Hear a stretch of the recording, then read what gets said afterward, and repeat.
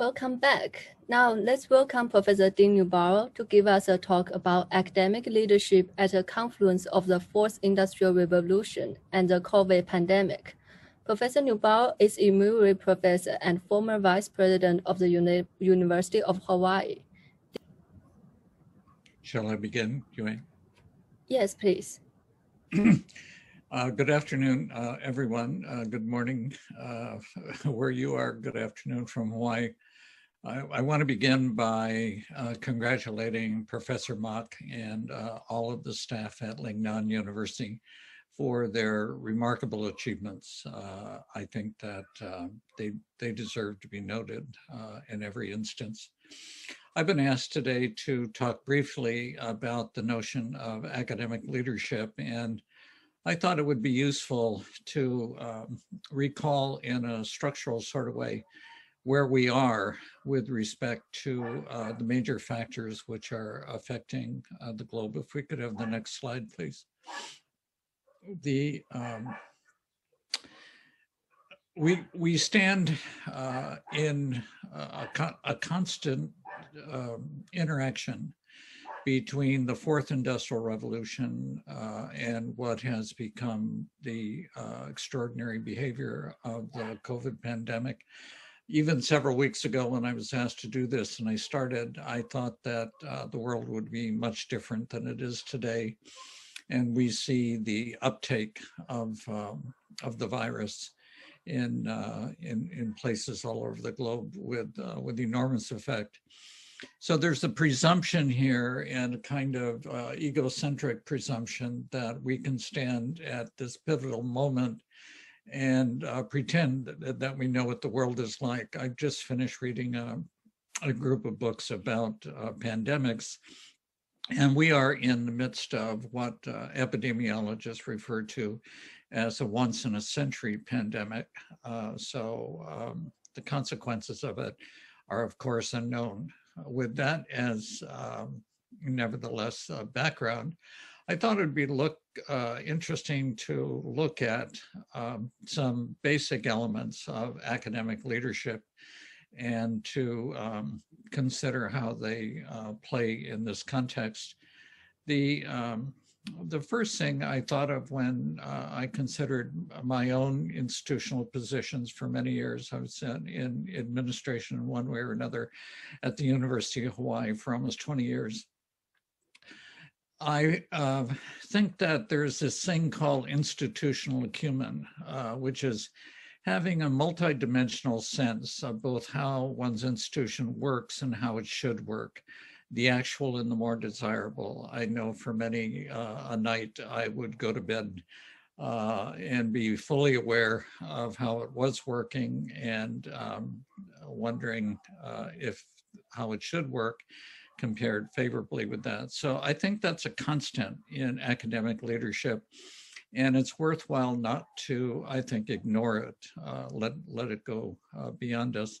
And the other is a sense that we'll explore quite a bit in this session in what I call a societal vision, having a realistic sense of both what one's surrounding society is and its fundamental elements, an informed sense of what it might be, given the realities of the drivers of social change. What we heard in the last 2 hours, in some respect or another, especially in Professor Mock's presentation, is right at the cusp of this interface between what it is and what it could be, being driven by powerful social change. Next slide, please. So I thought we'd begin by talking about what I think are some fundamentals, what we all pretty much know, but the fact that we know them doesn't mean they're not important. So I thought it'd be useful to put this in the forefront of our considerations. And let me just say this one, despite the perhaps unprecedented conditions of change within which we find ourselves, we are propelled by this interface between the pandemic and the Fourth Industrial Revolution. And academic leadership, however it proceeds, is going to be framed in both in the strategic and operational sense by these activities. They won't be out there for us to look at every day. They aren't going to be in the front pages of the newspaper. But when we go in the office in the morning and say, what does this institution knows? Both of those factors are going to be there.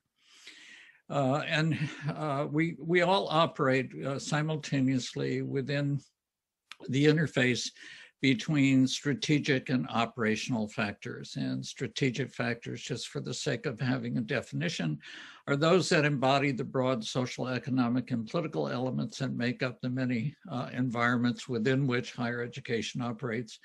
Strategic analysis seeks to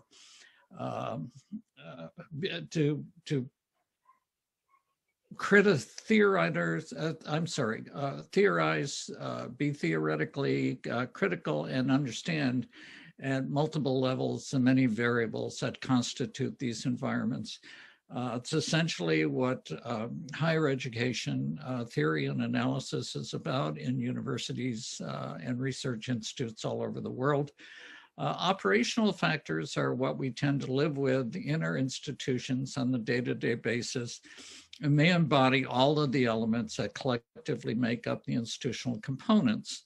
And they too are in constant interaction with the changing circumstances. And even when we aren't having a crisis, as we are now, we have found that these operational factors have powerful change environments and put in place. I won't go into it now, but we've done work over the last 4 or 5 years, some of it with our colleagues at Lingnan and throughout the region, on how the doctoral degree has changed, the PhD degree has changed, and why it has changed, and what are the consequences of it doing so. I think one of the ways, if you're a senior administrator, really an administrator at any level within a higher educational institution, it makes sense to have an awareness, a deep awareness, that you're living in an environment which is in a constant state of change. Now, it's important to continually remind oneself of this, I think, because we live in worlds, in the institutional world, where there's so much routine, and the routine sometimes overwhelms us and blinds us from seeing both the strategic factors, which should guide our attention, and to be more clever and sophisticated and rational with the operational factors. Next slide, please. Prior to the pandemic, and for the last several years, I and my colleagues, including our colleagues at Lingnan, have been trying to figure out what the fourth industrial revolution is going to look like as a set of new strategic factors for higher education. And I thought in this context, it would be useful just to read together a few of these quotes. Building on the third industrial revolution, the mass development of electronics and information technology, which becomes the fourth industrial revolution, or Industry 4.0, has been identified as the growing fusion of physical technology, software, and biology. It encompasses virtually all new and developing technological applications and is creating rapid changes in the ways people live, work, and are interrelated worthwhile. This was Schwab's pronouncement of this at the World Economic Conference in 2016. And I think it pays some reading that carefully, because really what it says is virtually everything that we know within a higher education environment is on a pathway to change. And that is not a comfortable situation for most of us to be in.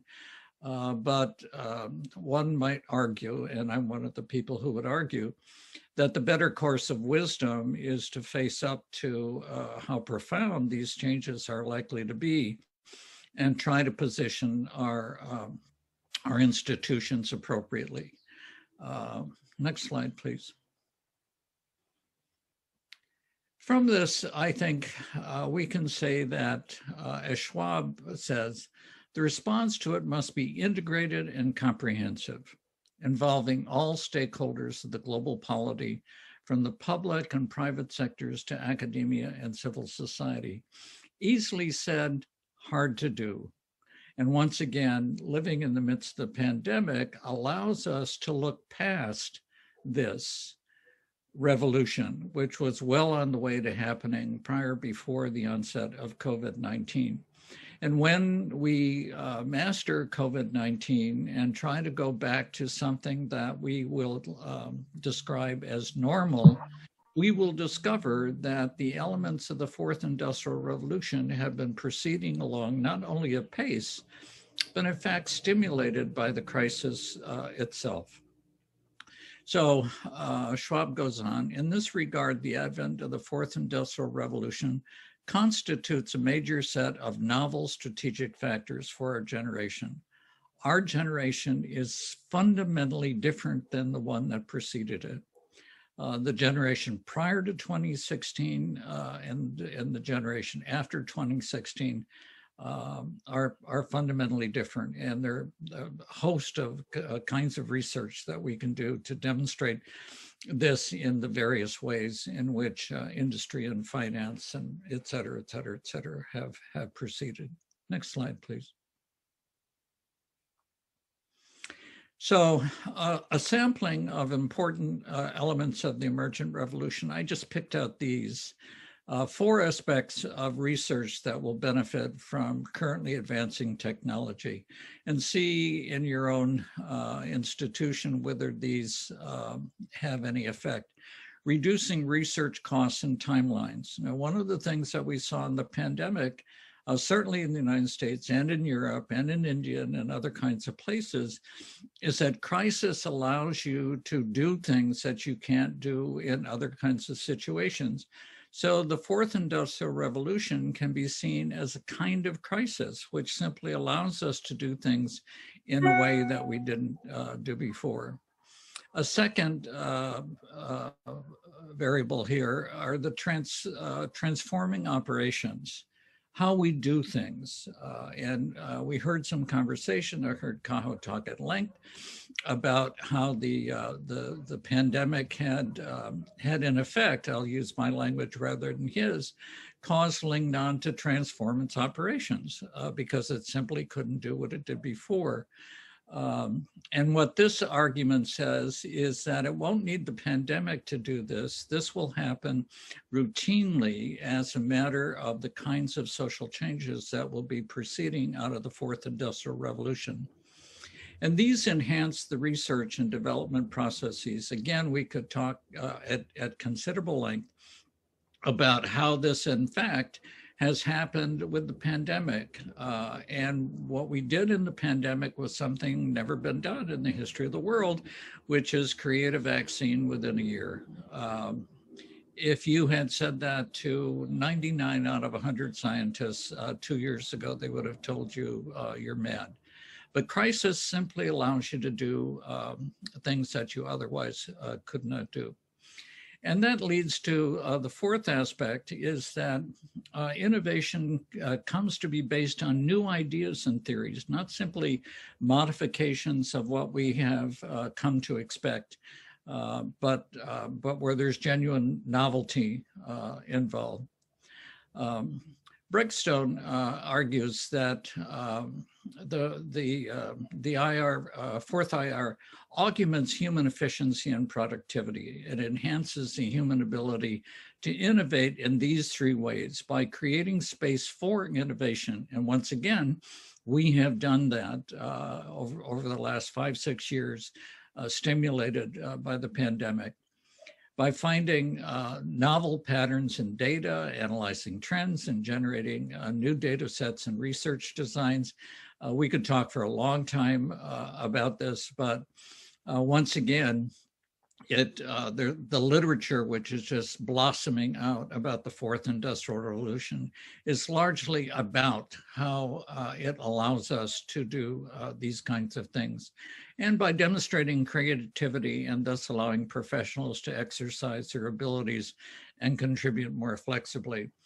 I would interpret what Kaho talked about just a while ago is the Lingnan faculty demonstrating its creativity.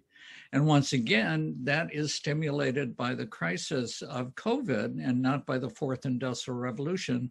But I want to continue to make the argument that the nature of these crises is not separable. They're occurring at the same time. And we could have a long conversation, and I've got just a bit of a slide here on it, about what the future of distance education is going to be over the next 5 to 8 years. And it's, I think, quite remarkable. Next slide, please. So I tried to pick out some trends that will show up here with some of the operational implications. One is changes in the purpose of teaching. Dewan says the purpose of education has transformed into leading innovations and practices. We are much less involved in teaching the rising generation what the previous generation has learned, and much more in trying to instruct the rising generation into being innovators themselves and to expand their creativity. Once again, if you just look at the language that Kaho used in talking about Lingnan and the notion of creativity, imagination, and critical thinking, I think are all part of that. The second trend is changes in teaching methods and settings. And once again, you can just see what Kaho described as that. But we need to recognize that that's happening all over the world, and it's happening in different kinds of ways. What was happening prior to the pandemic in terms of what we were calling distance education has opened up into a subject matter radically different from that. And if you're interested, I invite you to send me an email, and I'd be happy to share a good deal of references with you. But the digital tools which are becoming available to teachers gives them platforms for more interactive teaching activities far beyond what we thought of 10, 12 months ago as online education. And we've all been experiencing online education. What I think we need to realize is that the variations and the differences that have occurred have been rather extraordinary. Next, please. The third trend are changes in the teaching of content, in teaching settings and methods.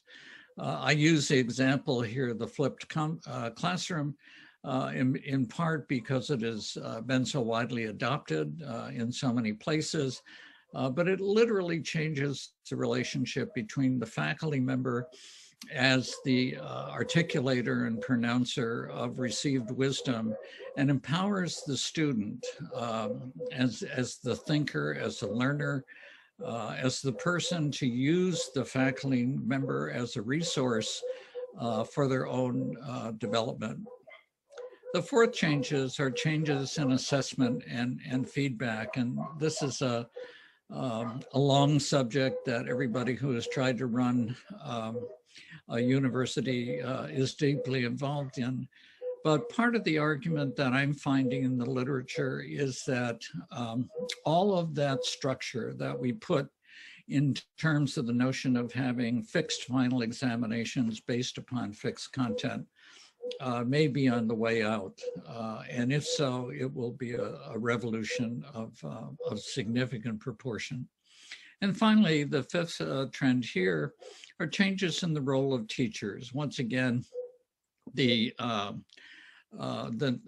we say in the United States, we have moved from the notion of the sage on the stage, the source of all relevant knowledge, to the guide on the side for the teacher. The purpose of the teacher is not to do what everyone's laptop can do 1,000 times better, which is fill the student's head with data, but to encourage ways of thinking and to provide the kinds of avenues that will allow students to experience their own creativity. Next, please.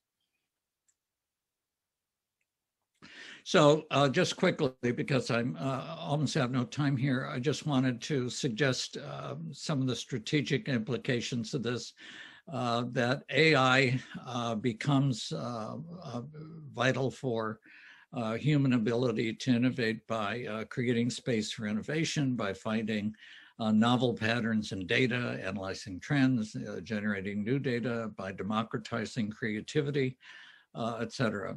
Colburn, Anderson, and Stern furthermore assert that AI has the capacity to change the innovation process itself. This will require future scientists and technologists to have more disciplinary training and knowledge. Next, please. And then the operational implications. The open question is, how will higher education institutions face issues of staying current with the changes being brought about by the fourth AR? An enormous question. Might curricula change to keep abreast? Should we reorganize higher education structures to make them more responsive? Might the existing structures of the professoriate change to promote more rapid social change, and if so, how? Next, please. And here, that's where I meant to end. And here I've just selected 5 references that, if you're interested in this subject at all, I think each of these will get you thinking in a useful and provocative way. Thank you. Thank you for your insightful presentation, Dean. Now let's welcome Professor Ngo Thinh Phulan, President of University of Social Science and Humanities, Vietnam, to share with us how Vietnam higher education responds to the various challenges mentioned in Dean's presentation. Please.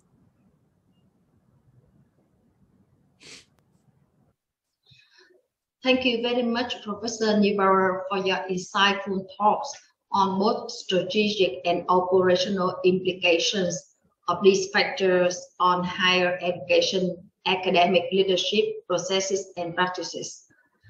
In my presentation today, I would like to mention 4 main points. First, current context and demand for change in Vietnamese higher education. Second, challenges to leaders of higher education in Vietnam. Third, opportunities after COVID-19.